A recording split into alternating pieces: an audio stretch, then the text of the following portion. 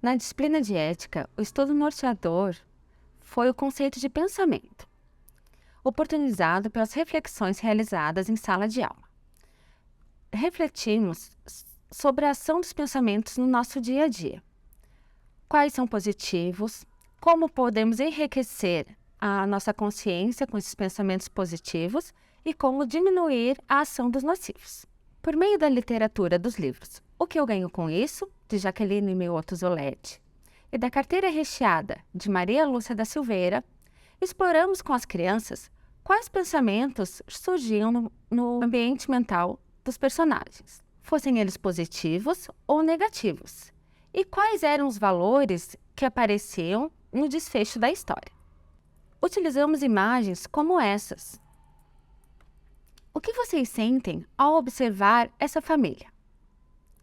O que podemos deduzir que estão sentindo? Que valores estão por trás da atitude dessa criança regando as flores? E até mesmo, o que motiva a prática docente? Observamos também os grandes colaboradores da humanidade. O quanto eles criaram a partir do seu próprio esforço e do apoio, do incentivo dos familiares e dos professores. Como, por exemplo, Albert Einstein, González Percotti, Nikola Tesla, Marta da Silva. Einstein revolucionou o modo como vemos o mundo com a teoria da relatividade. Percotti criou um método de estudo da própria vida. Pensamos juntos que o conhecimento dos pensamentos e o cultivo dos melhores foi um elemento importante para a concretização dos seus projetos. Também convidamos algumas pessoas em diferentes fases da vida para nos contar quais são os pensamentos, quais são os valores que eles têm cultivado para conseguir ter êxito na empreitada que eles estão realizando.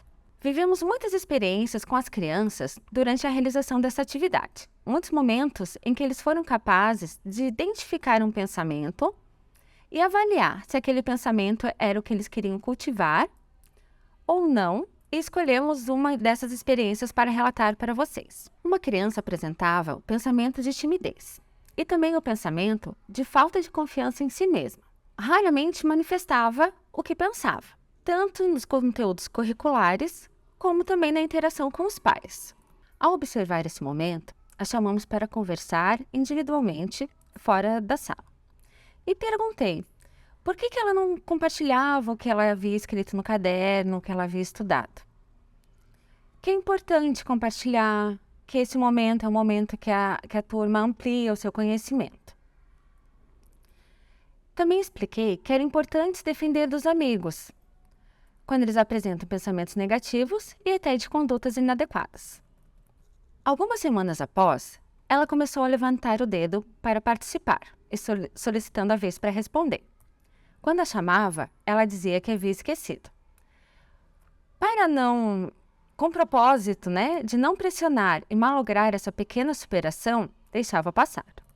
Em outros momentos, a chamava e dizia que estava observando seus movimentos e que sentia que logo ela iria conseguir compartilhar o que havia escrito no caderno. Procurava ilustrar esse momento com passagens do meu tempo de estudante, para criar a imagem de que algumas pessoas têm maior facilidade de manifestar, enquanto outras precisam de um tempo maior ou até ler. Nos dias que se seguiram, ela levantava o dedo, respondia até a metade e dizia que havia esquecido o resto ou que achava que estava errado.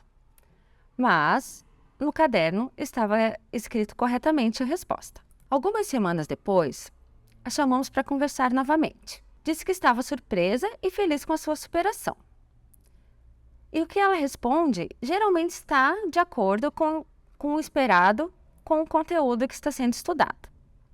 Então, estava correto e não havia motivo para ela temer o erro. Com o conceito de pensamento bem explicado e bem trabalhado com a turma, foi o momento de explicar para ela que, na verdade, o que estava acontecendo no campo mental dela era um pensamento que estava atuando, que era um pensamento de temor, que a fazia esquecer ou desistir de compartilhar o que ela havia escrito. Também falava a ela que esse pensamento não tinha razão de existir, porque ela era uma criança valente, estudiosa e muito esforçada. Nos dias que se seguiram, ela iniciou o movimento de levantar a mão e responder até o final, lendo tudo o que precisava. E até manifestava algumas vezes: deixa eu falar, agora é minha vez. O mais interessante dessa experiência é que em muitos momentos eu me identifiquei com essa criança, com os pensamentos que estavam no ambiente mental dela, pois eu já havia identificado que também já passaram no meu ambiente mental. E comecei a refletir. O que eu gostaria de receber quando criança? O que eu gostaria de ter recebido como amparo para o meu desenvolvimento? Também aprendi com essa experiência que a formação integral do ser humano enlaça a modificação da trajetória de quem educamos e também do próprio educador.